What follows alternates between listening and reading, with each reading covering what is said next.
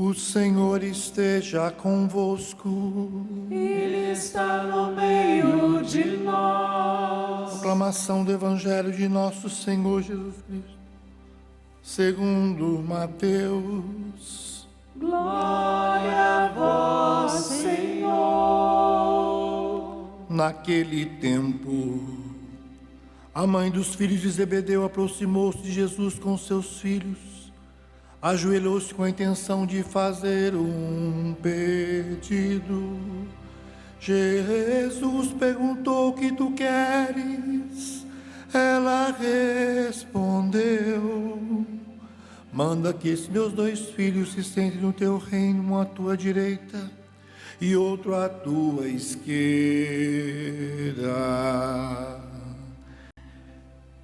Jesus então respondeu-lhes: não sabeis o que estáis pedindo? Por acaso podeis beber o cálice que eu vou beber? Eles responderam: podemos. Então Jesus lhes disse: de fato vós bebereis do meu cálice, mas não depende de mim conceder lugar à minha direita ou à minha esquerda. Meu Pai é quem dará esses lugares àquele para os quais Ele os preparou. Quando os outros 10 discípulos ouviram isso, ficaram irritados contra os 2 irmãos. Jesus, porém, chamou-os e disse: vós sabeis que os chefes das nações têm o poder sobre elas e os grandes as oprimem. Entre vós não deverá ser assim. Quem quiser tornar-se grande, torne-se o vosso servidor. Quem quiser ser o primeiro, seja o vosso servo. Pois o Filho do Homem não veio para ser servido, mas para servir e dar a sua vida como resgate em favor de muitos. Palavra da salvação. Glória a vós, Senhor.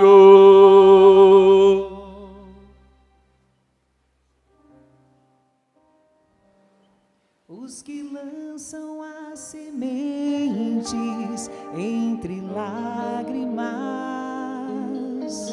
ceifarão com alegria, ceifarão com alegria. Os que lançam as sementes entre lágrimas ceifarão com alegria, ceifarão com alegria.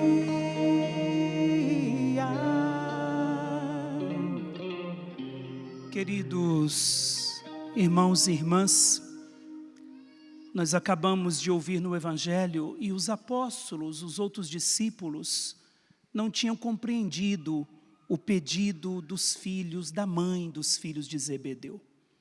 Na verdade, outros evangelistas vão trazer para nós que foram eles que pediram.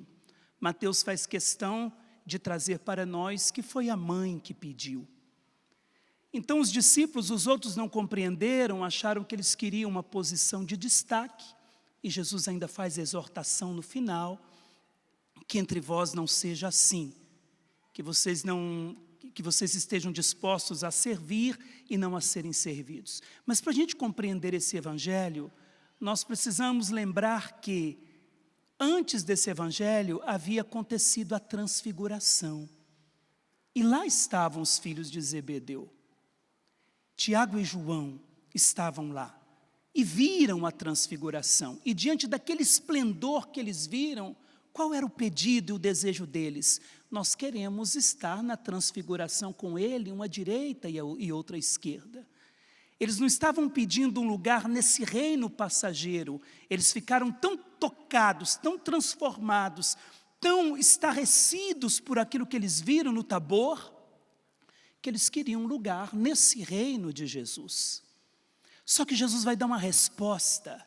Jesus vai dizer: olha, sentar à minha direita, à minha esquerda, não cabe a mim, não cabe a vocês, é o Pai que já designou, é o Pai que já escolheu quem vai ficar à minha direita e à minha esquerda. E eu tenho alegria de dizer para você hoje, casal, quem é casado aí levanta a mão. Isso. Eu tenho alegria de dizer que Jesus não deu um lugar à direita e à esquerda para Tiago e João, porque Ele deu esse lugar para você, como casal. Era sobre você que Ele estava pensando. Eu dizia hoje na pregação que quando o homem deixará seu pai e sua mãe e se unirá à sua mulher, o verbo unir significa colocar debaixo do mesmo jugo. E se coloca um jugo sobre dois animais para que eles caminhem na mesma direção.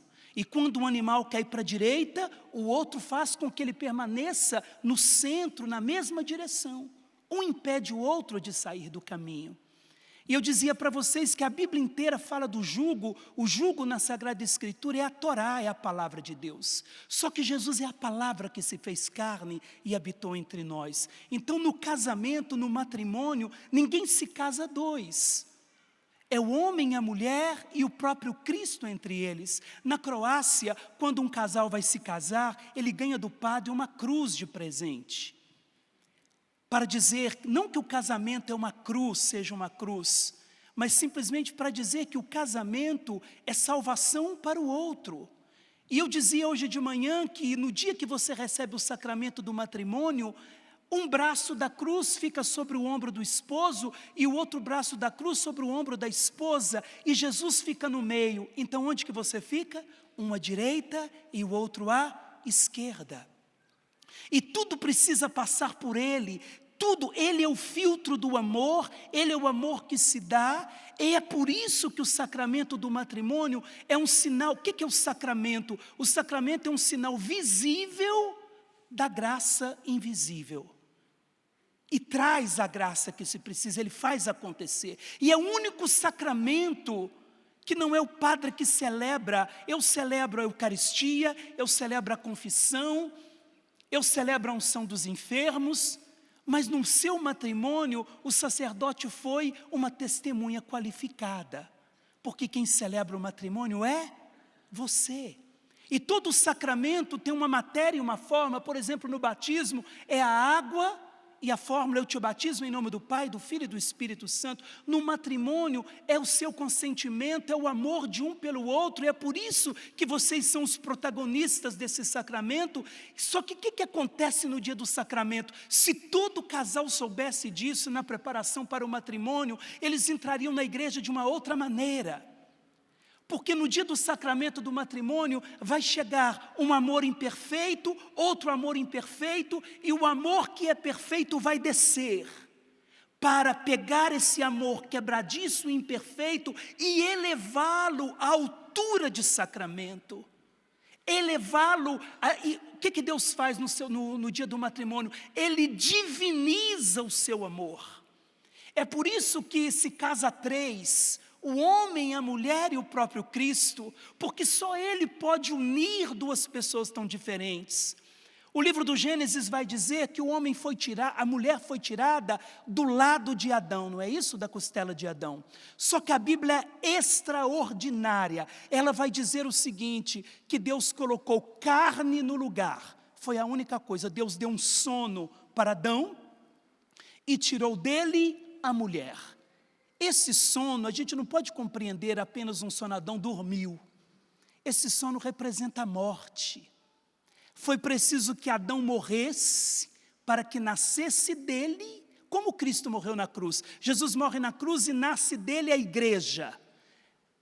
Os santos padres dizem que a cruz é a mesa de parto da igreja, onde a igreja nasceu. Cristo deu à luz a igreja sobre a cruz. Adão passa por essa experiência de morte para que nasça dele algo como ele e que vai levá-lo a viver o céu, que é o próprio amor. Agora, Por que Deus pôs carne e não cicatrizou a ferida? Porque essa ferida é cicatrizada no dia do sacramento, no dia do matrimônio. Quando a mulher que foi tirada do lado do homem é enxertada nele de novo e o sacramento cicatriza aquela ferida, aquilo que faltava no homem. A mulher foi tirada do homem e agora ela é enxertada nele, e é por isso que eles se tornam um só coração e uma só carne. E é por isso que a cruz precisa estar no meio. Ele é o único que pode cicatrizar de maneira perfeita. E por isso que Jesus vai dizer, olha, vocês passarão pela cruz, vocês passarão pelo martírio, vocês vão beber do meu cálice, mas sentar à minha direita e à minha esquerda não foi para vocês.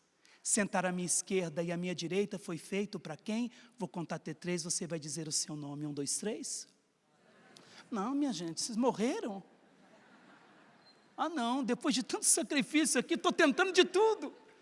Na frente da televisão vocês vão fazer esse vexame? Vamos de novo. O lugar à direita e à esquerda esses lugares não foram dados aos apóstolos, porque esse lugar Jesus escolheu para quem? 1, 2, 3. Ah, agora melhorou. Foi para você casado. O sacramento do matrimônio é uma fábrica de vocações. É a matéria-prima, é ali que Deus fabrica homens e mulheres consagrados e religiosos, outros para o matrimônio. É no matrimônio que acontece algo extraordinário, o único lugar do mundo onde Deus continua colocando a mão, sabe onde é? É no útero da mulher, para cumprir o Salmo 138, tu me teceste no ventre materno. Por isso, quando nós passamos diante de uma mulher, diante de uma mãe, nós deveríamos fazer a vênia para ela e tirar os nossos calçados, porque aquela terra é santa, porque ali Deus pôs uma mão para criar um homem e uma mulher que vão viver para Deus.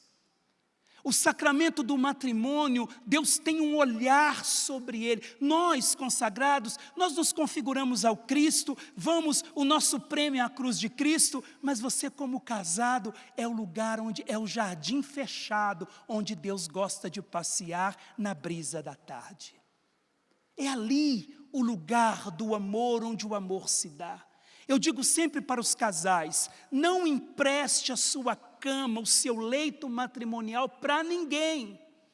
Ah, chegou uma senhorinha de 90 anos, compre uma cama para ela, mas não empreste a sua. Porque a sua cama não é cama, é leito, é o seu altar, onde acontece a liturgia do amor.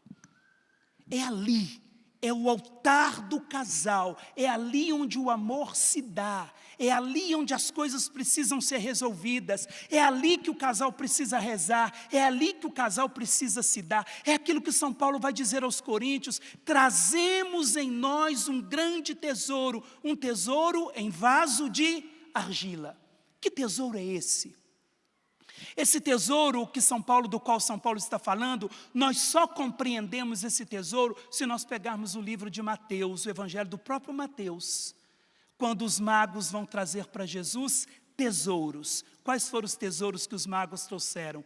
Ouro, incenso e mirra, presentes que revelavam a cruz. A carta aos Hebreus vai dizer que o nosso grande tesouro são as marcas da paixão. Então, qual é o grande tesouro que nós trazemos em nós? As marcas da paixão de Cristo. Isso você traz no seu matrimônio.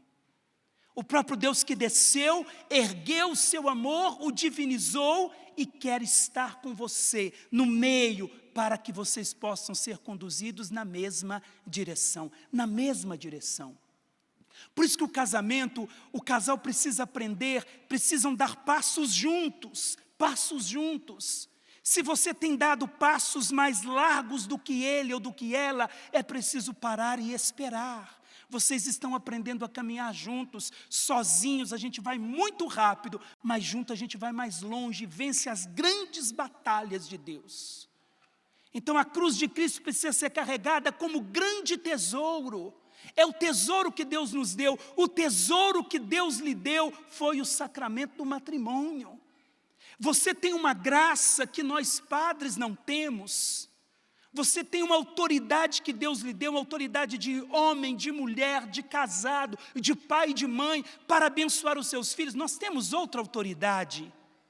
Nós somos os padres, e deveríamos ser, né? Nós somos o Cristo visível no meio da igreja.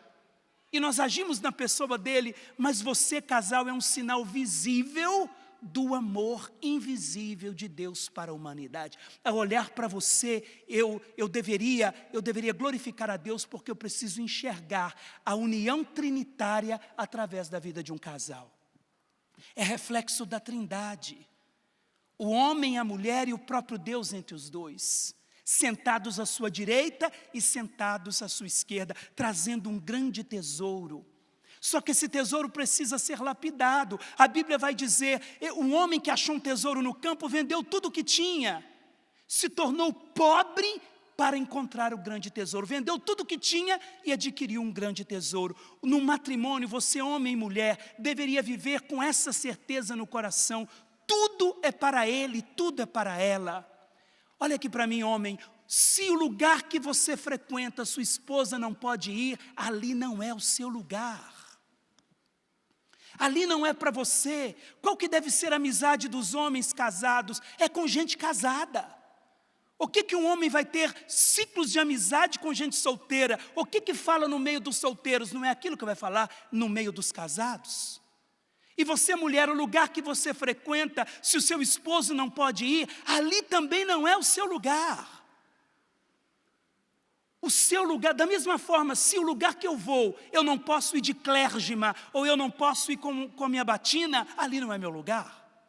Se eu preciso negar a minha identidade para chegar em determinado lugar, ali não é para mim. Ninguém me obrigou a ser padre. Eu fui porque estou tentando corresponder ao chamado de Deus. Ninguém te obrigou a se casar. Se casou porque tinha um chamado e uma vocação, agora faça valer a pena.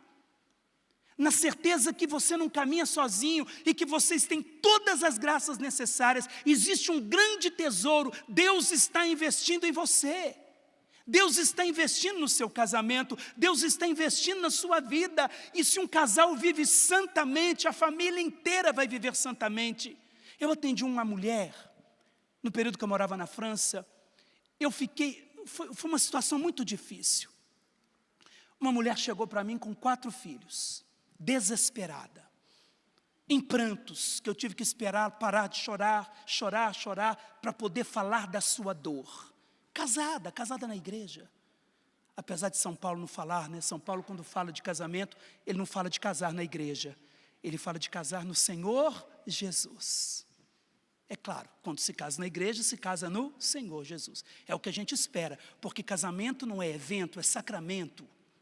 É isso que o mundo transformou, o sacramento em evento, virou um grande evento, um desfile de modas, mas vazios por dentro. E sem a plenitude daquilo que precisa viver. Não estou dizendo que o casamento também tem que ser feito de qualquer maneira. Só que, para fazer um grande evento, eu preciso ter a certeza que é um grande sacramento. E essa senhora chorando, dizendo, padre, o que eu faço? Eu não sei o que fazer. O meu marido, veja, o caminho doentio de um matrimônio. O meu marido, todos os dias, ela disse, chega em casa depois do trabalho, aluga um filme pornográfico, põe na televisão, fica despido, fica nu no sofá, põe as 4 crianças nuas, e desculpa a expressão, se masturba na frente da televisão, ensinando os filhos a fazerem a mesma coisa. Está formando o quê? Psicopatas, pedófilos, estupradores. Porque não compreendeu que entre ele e a esposa precisa estar o Cristo Jesus. Graças a Deus, que pode ser que o seu problema não seja esse. E bendito seja Deus que não seja. Mas pode ser que o seu problema está virando uma bola de neve sem se resolver. E o tesouro está sendo camuflado e destruído. O tesouro que foi as marcas da paixão, que Cristo colocou no meio de vocês, fazendo vocês uns sentarem à direita, outro à esquerda, está sendo destruído, porque não está sendo cuidado. E trazemos em vasos de argila, Eu queria falar desse vaso de argila. Nós encontramos essa palavrinha em 2 lugares na Sagrada Escritura. Em João 19, quando Jesus está na cruz, tudo remete à cruz. São Paulo aos Coríntios está remetendo tudo à cruz de Cristo, tudo à paixão de Cristo. Nós encontramos essa palavrinha vaso, aqui no grego, a mesma palavra, em João 19, quando vai dizer que aos pés da cruz havia uma jarra de vinagre. No grego não é jarra, é vaso. Em Atos capítulo 9, quando o Senhor diz para Ananias, Paulo é um instrumento que eu vou usar para evangelizar a muitos. Ali no grego não está escrito instrumento, ali no grego está escrito vaso. Paulo será um vaso e eu vou investir nele. Você está entendendo? Que vaso é esse? Esse vaso só pode ter um grande tesouro se esse vaso permanecer aos pés da cruz. Casal, você precisa rezar juntos. Você precisa, como seria bom quando um casal tem um problema com um dos filhos e o homem não deixasse para a esposa resolver, porque ela não fez o filho sozinha. O filho é dos dois. Deveriam sentar, falar do problema, orar pelo problema, se sacrificar pelo problema e conversar com aquele que está dando o problema. Os dois. A Bíblia vai dizer que um cordão de 3 cordas é difícil de se rebentar. Quem é o cordão de 3 cordas? Você, seu esposo e o próprio Deus. Esse cordão ninguém rebenta. Aí nós entendemos o que Paulo está falando aos Coríntios. Olha aqui, quando eu trago a cruz de Cristo como centro da minha vida, como centro do meu matrimônio, a palavra de Deus vai dizer aqui em Coríntios, o próprio Paulo dizendo, olha, somos afligidos de todos os lados. Seremos afligidos de todos os lados, mas não vencidos pela angústia. Diga comigo, serei afligido. Segura na mão do seu esposo, da esposa, e pode dizer no plural, seremos afligidos de todos os lados. Agora olha para ele, olha para ela e diga, mas não vencidos pela angústia. Porque nós temos um Deus que está no meio de nós. E Ele não perde o controle, nem perde a batalha. Agora olha aqui para mim. Postos entre os maiores apuros. Não era para repetir, mas se repetiu tá bom. Postos entre os maiores apuros, os grandes apuros. Quando você casou, o padre não te deu um livrinho para dizer como que você deveria viver o casamento. Deu? Não deu. Vai ter que aprender no dia a dia, não é isso? Morrendo para si mesmo. Você, quem tem aliança, levanta a mão. Todo mundo deveria ter, né? Aliança é a marca da presença de Deus na vida do casal. Tem alguma data na sua aliança? Tem? Que data que tem aí? Dia do casamento. Eu sinto muito em te dizer que não é a data do casamento, é a data do dia em que você morreu. Morreu para você mesmo, querido. Morreu para você mesma, querida. Olha para o seu esposo e diga para ele assim, defunto não tem vontade. Olha para ela e diga, e você também é uma defunta, não tem vontades. Por isso que a marca, o tesouro é a paixão de Cristo. Com Cristo eu morri, com Cristo eu estou crucificado para fazer o outro feliz. Ninguém se casa, eu sinto muito em te dizer, você não se casou para ser feliz, viu? Porque se eu busco a felicidade pela felicidade, não importa os meios. Se eu tiver que destruir a sua vida ou te trair para eu ser feliz, eu vou fazer. Então, a busca não deve ser pela felicidade. A gente se casa para fazer o outro feliz. E quando eu faço o outro feliz, morrendo para mim mesmo, significa que eu vou ser o homem ou a mulher mais feliz do mundo. Então eu olho para a cruz de Cristo, e se Ele conseguiu, se Ele venceu, se Ele morreu por amor, se Ele esgotou todas as maneiras de amar, a Bíblia vai dizer que Ele nos amou até o fim. Se Ele esgotou todas as maneiras de amar, se Ele passou por todas as exigências do amor, e se Ele está entre vocês dois, é porque você também é capaz de amar. Eu não tenho essa vocação, é você que tem, então chupa essa manga. É com você agora. Lá no Goiás eu diria, chupa esse pequi. Agora é com você, se vire, tem todas as graças necessárias. Passaremos por apuros, passaremos por grandes apuros, todos nós passamos, mas olha o que diz a Escritura. Passaremos pelos maiores apuros, mas sem perder a esperança. Sabe aonde se encontra pela primeira vez na Bíblia a palavra esperança? Esperança em hebraico se diz tikvá. Como é que fala? Pode ser melhor, tikvá. Sabe o que significa isso? A gente encontra isso lá naquele episódio do cerco de Jericó, quando os hebreus entram em Jericó, os espiões, e eles encontram a casa de Raabe, aquela prostituta, e ela coloca como sinal um fio escarlate, um fio vermelho na janela. Já leram isso, né? Sim ou não? Ela coloca, e quando os espiões voltam para derrubar, e que as muralhas de Jericó caem, quando os hebreus entram, os judeus entram, o povo de Israel entra, a casa dela, eles não destroem, porque na casa tinha na janela um fio escarlate. Esse fio escarlate no hebraico se diz tikvá. Ela colocou na sua janela a esperança. E os santos padres dizem que esse fio escarlate é o sangue de Jesus. Qual que é a esperança do casal? É o sangue de Jesus, que precisa estar na sua janela. Que precisa estar na sua janela. Os hebreus marcaram as portas com esperança, você marca a sua janela. E eu dizia hoje de manhã, nós fomos criados à imagem e semelhança de Deus. Imagem é ícone no grego, que para os orientais é janela para a eternidade. Então, na janela da eternidade, que é o seu casamento, ali deve ter a esperança.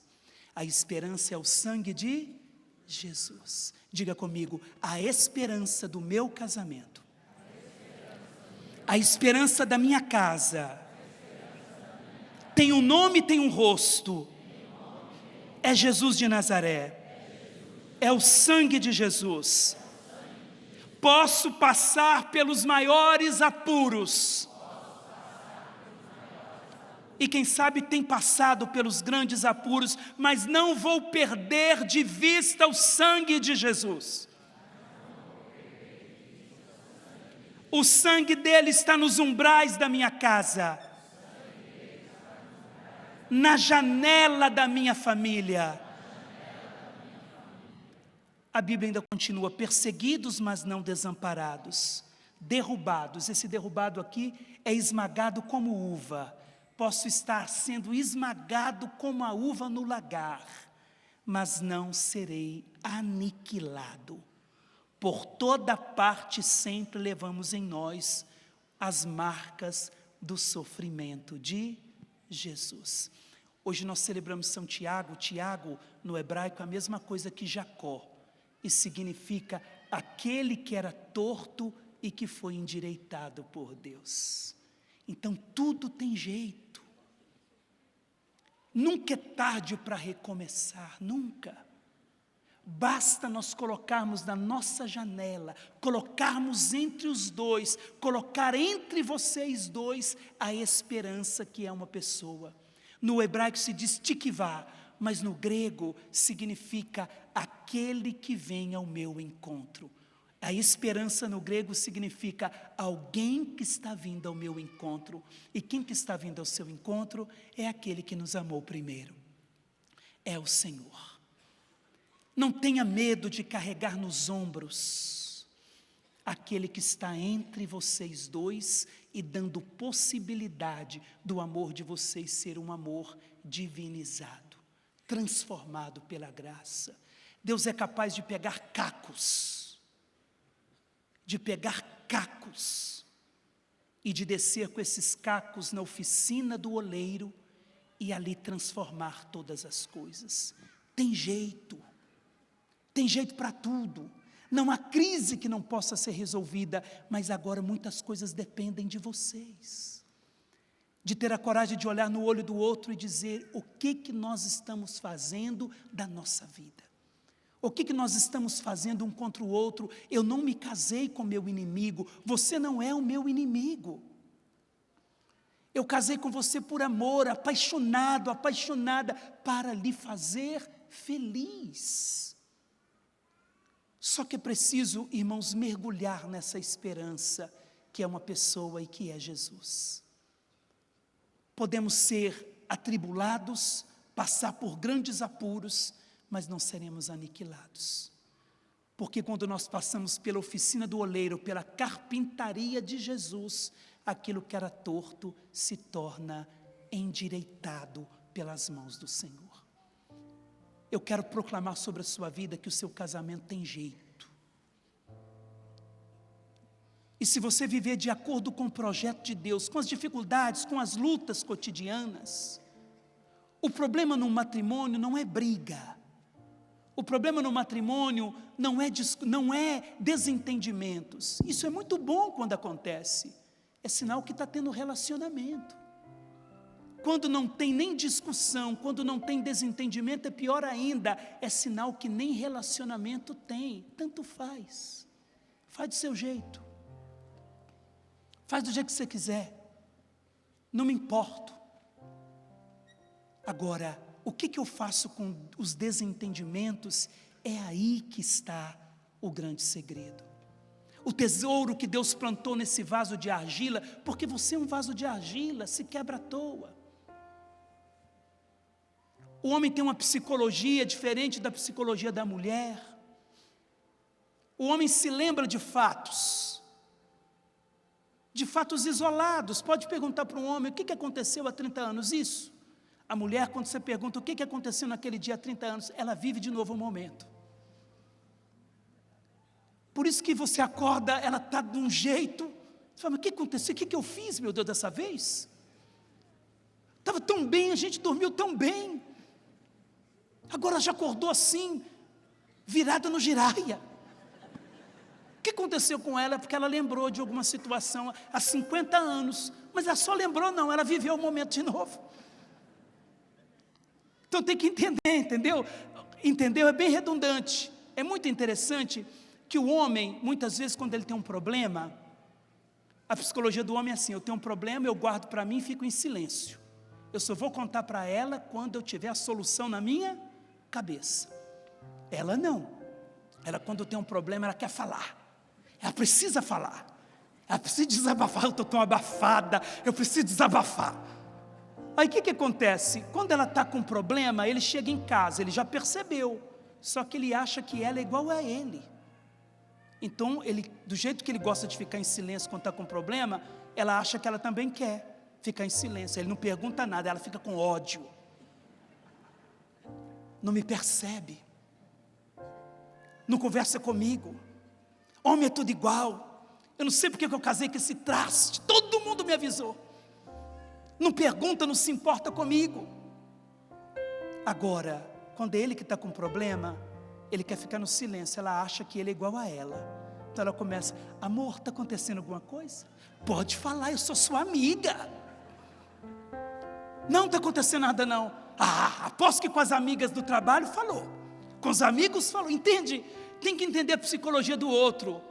Agora, quando ela tiver com um problema, bendito, já que você sabe que ela precisa falar, faz o esforço de dizer, mas se prepara para ficar 4 horas ouvindo. Faça o esforço de dizer, amor, eu tenho um tempo agora, o que está acontecendo com você? Ela, depois que ela desabafar tudo que está acontecendo, você vai ver que ela está no paraíso. E você, mulher, quando ele que estiver com problema, dê um tempinho para ele. Não é que ele não confia em você, ele precisa organizar aqui dentro, para depois falar com você, nós estamos num problemão, mas não vamos ser aniquilados não, porque eu já tenho a solução. É homem, né? E ela falou, eu estou contigo nessa, viu? Você não está sozinho não, deu tudo errado, deu, o problema não é seu, o problema é nosso. Deu tudo errado, deu, está dando tudo errado, deu, mas o problema não é seu, o problema é nosso, porque nós somos uma única carne e um só coração. Consola seu marido aí, pega no rostinho bonito dele aí e fala: o problema não é seu, é nosso. Dá um beijo nela e fala: o problema também é nosso. Tudo é nosso. As alegrias e as tristezas, a saúde e na doença, tudo é nosso. E entre nós dois, a cruz de nosso Senhor Jesus Cristo. Vai ficando de pé, segura na mão do seu esposo, da esposa, e diga: dentro de nós há um grande tesouro. Deus está investindo em nós. Deus está derramando sobre nós o seu Espírito. Deus está derramando em nós o seu Espírito. Existe um tesouro na nossa casa. E esse tesouro é o sacramento do matrimônio. No dia que vocês se casaram, Deus cicatrizou aquela ferida. Você, mulher, foi enxertada nele. E Deus cicatrizou com todas as graças necessárias. Eu queria que você ficasse abraçadinha aí com o seu querido, com a sua querida. Velhinho, já feinho, já barrigudinho, mas fica aí abraçado com ele. E eu queria que você rezasse por ele, que você rezasse por ela. Vamos rezar uns pelos outros. Abençoa sua esposa, homem, reza. É um desafio que eu lhe dou, de falar agora, de pedir a Deus que abençoe. Quem sabe a sua esposa está doente, com doenças físicas, emocionais, psíquicas. Reze por ela, pedindo a cura, a libertação de todo tipo de depressão, de pânico, de ansiedade, de problemas físicos e emocionais.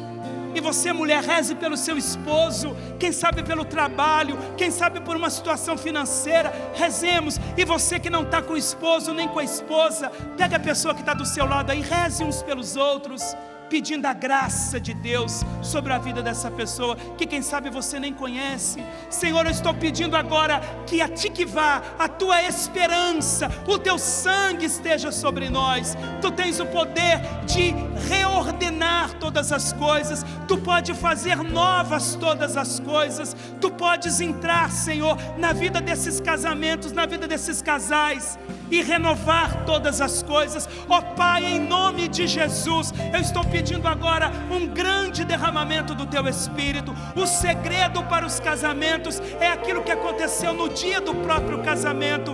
O Teu Espírito veio, divinizou o amor humano e transformou todas as coisas. Ore xerebicandarabalari querebicandarabalari iriandereberio xarabalari querebicandarabalari. Senhor, eu estou impondo as minhas mãos e rezando por esses casais, pedindo a cura mais profunda nos seus relacionamentos. E curando os casamentos, Senhor, Tu podes estender a cura para as famílias, para os filhos, para tantas situações que precisam de transformação.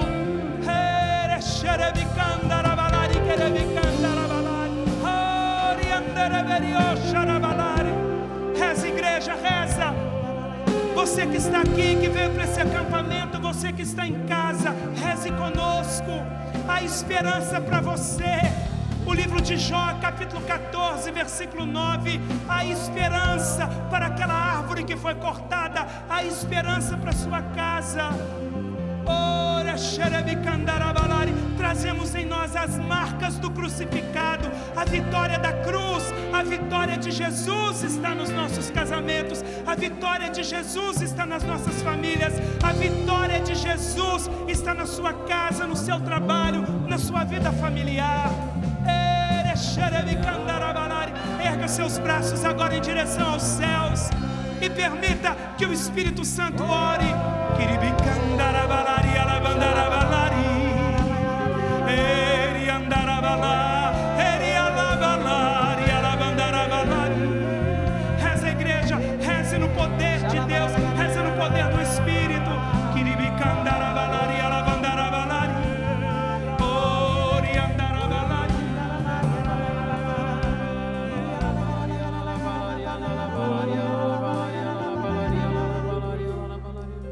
E a imagem que me veio é a imagem daquele muro que o padre Eduardo José, quando começou a pregação, ele disse que nós vamos criando para nos defender uns dos outros.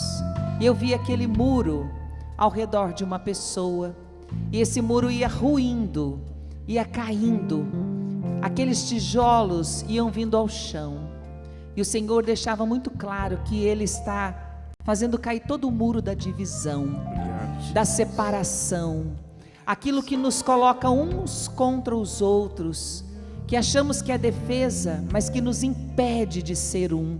O Senhor está realizando essa obra no seu matrimônio, no seu relacionamento. Muito obrigado, Senhor. Muito obrigado, meu Deus. Muito O obrigado. Senhor me diz que tem pessoas que estão cansadas de dar uma nova chance. Amém. O Senhor está fortalecendo a tua vontade. Amém. Você não está dando nova chance, diz o Senhor. Você está colocando esperança naquilo que Deus construiu. Obrigado, Senhor. Muito obrigado. Obrigado. Nós te A palavra que o bendizemos. Senhor me dava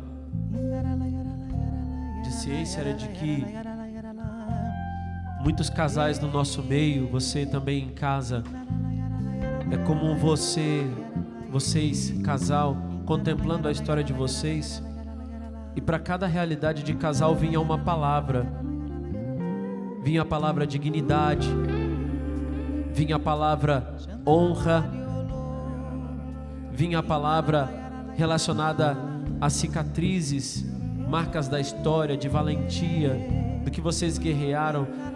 É como se cada casal fosse contemplando a sua história e entendendo o ponto em que vocês estão, para até mesmo se situarem uma história de salvação que vocês estão contemplando, e Deus nessa história, para não perder de vista o que Deus já fez e o que Deus está fazendo.